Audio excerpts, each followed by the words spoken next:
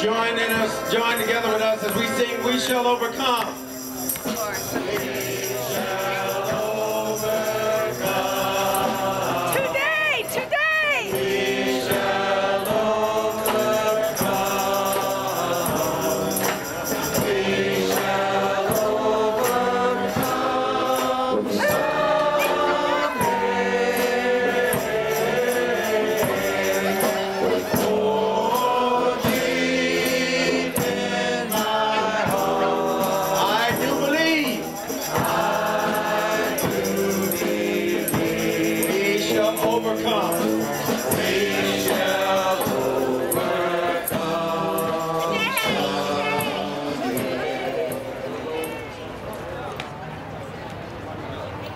We're going to ask Ramon to come up and have a few words also.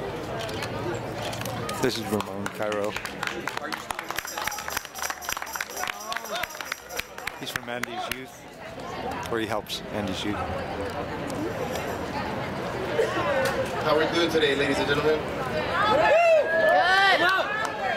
First of all, I wanted to take this time to thank Reverend Lee Turner and I believe it's the Martin Luther King Jr. Coalition.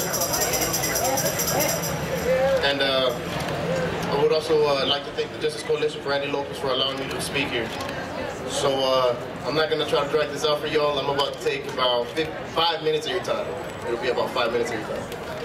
And so with that being said, I want to thank you, ladies and gentlemen, for being courageous enough to allow me the pleasure to speak and address you. Today we are here to honor the accomplishments, milestones, and more importantly, the legacy that Mr. Martin Luther King Jr. left for us in posterity.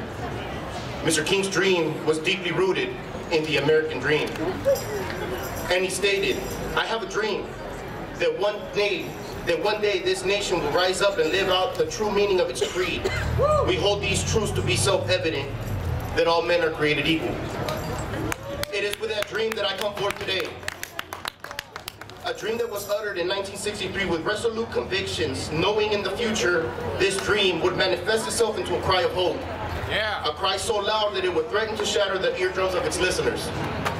I have heard that cry, as many of you have. I have held on to every bit of hope that I can conceive of. Hope that one day our oppressors will tire and grow weary of the miscarriages of justice perpetrated on our people. Yes. I have held on to every bit of hope that I can conceive of, hoping that in the end our cries will be heard by our brethren. Our same brethren who landed upon these shores with a dream and hope that this land be established on the principles of justice and the pursuit of happiness. My brethren have failed me thus far. My fellow brethren have failed my people. As I view my people, all of my oppressed people, regardless of what past have thus far compelled you to travel this long and bitter road, you are my people. You have been oppressed, you have been wronged, and my brethren have failed you. When your cry was at its loudest, my brethren's ears were closed. When your eyes searched and pleaded, seeking comfort and acknowledgement, my brethren's eyes were closed. So now, my people, as you seek justice for the heinous actions perpetrated upon you, our hope, our dream is more alive now than it was 51 years ago. It is more alive now because we hope that our brethren will no longer stand by and watch these heinous acts take place without their intervention. Yeah.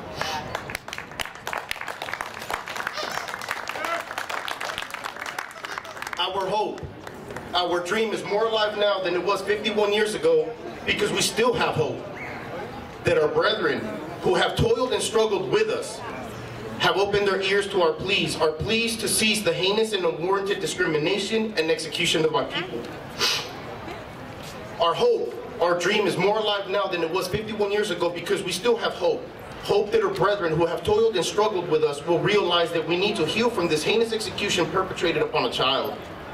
That healing can only occur if and when we as a people, without excuses, and rightfully so, hold our evildoers accountable.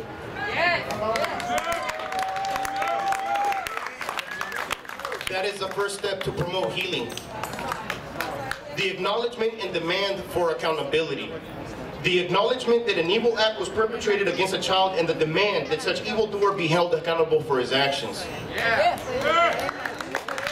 This must be the first order of business. This is the issue that must be addressed in order for us to attempt to go forth and commence the process of healing, the process of grieving for the loss of a child. That such evildoers have no place in our communities, especially an evildoer who refuses to acknowledge his propensity for evil, must next be addressed. These evildoers must be apprised of the fact that their discriminative, prejudicial attitudes, behaviors, and verbal invectives, which we have allowed to permeate our communities, will no longer be tolerated, will no longer be accepted. We refuse to allow these behaviors to continue to be the norm.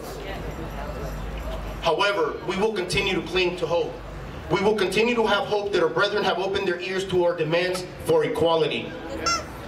We will continue to have hope that our brethren have opened their ears to our demands for justice. And we will continue to have hope. We will continue to have a dream. However, our dream is more alive now than it was 51 years ago, because hope has not left us. We still have hope. Our dream and our hope is that you give yourself the opportunity to be in solidarity with us. That you give yourself the opportunity to make momentous change. Our dream and our hope is that you allow yourself the opportunity to be proactive. Proactive in my community's healing process. Healing that can only occur through the demand of accountability from our leaders. Healing that can only occur through the demand of accountability from our elected officials. And healing that can only occur through the demand of accountability from ourselves. Please join me in this healing process. Please join me in keeping hope alive for my people. Please join me in making this dream conceived of 51 years ago and a dream in progress, a reality. Please join me in keeping this hope alive. Hope that our brethren who have glimpsed but a sliver of the injustice we have suffered, hope that our brethren who have stood witness as these injustices were perpetrated will stand up, will join us, and in one harmonious voice, one joyous chorus, proclaim that justice will be served, justice will be ours. Proclaim that justice for Andy Lopez will be ours. Rest in peace, Andy Lopez.